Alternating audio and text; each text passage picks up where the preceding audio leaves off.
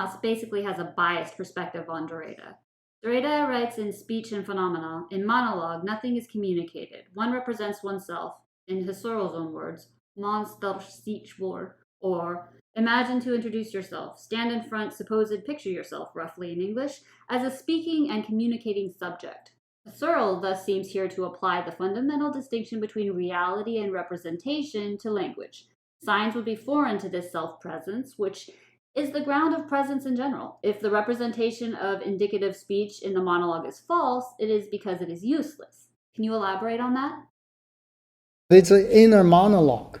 I am hearing what I'm saying. Now you understand how these guys talking to themselves. And you think they're crazy. How many times you're talking to yourself? Because this so-called phonetic sound that springs from your soul is true, but it's an inner monologue. It is true too.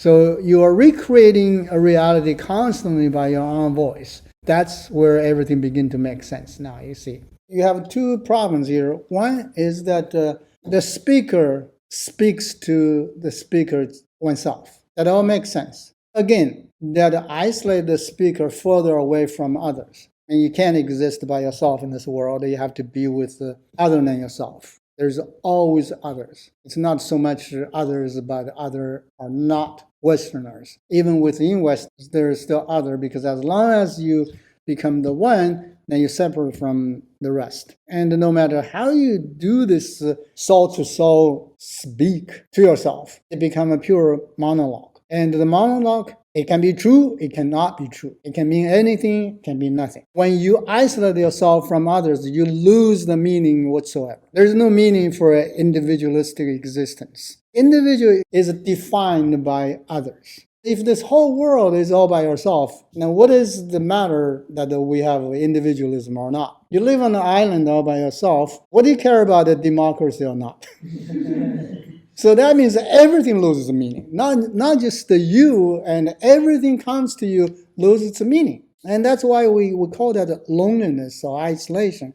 So why we're dreadful of that? Because that kills all the meanings. That points out the fundamental value of the Western society. Because it was based on the individual determination and the choices. But the funny part is that every choice we make is determined by others, not by ourselves. You think you made a great decision among those people, but you didn't know that those people made decision for you. Every choice you pick is in reference and accordance of others, not by yourself. Also, the problem is that rely on the writings. So we're so rely on our speaking, but at the same time, and we're ever more now rely on the writings. Another double reality here. We have to deal with the speaking reality, and then we have to deal with the writing reality, and each of those realities comes with a double. And we're going to learn more about the double in Foucault's section. We're packed with doubles, everything, it would become a triple, quadruple existence. And there's no true self whatsoever, because everything has a double. With the view of ontology that we think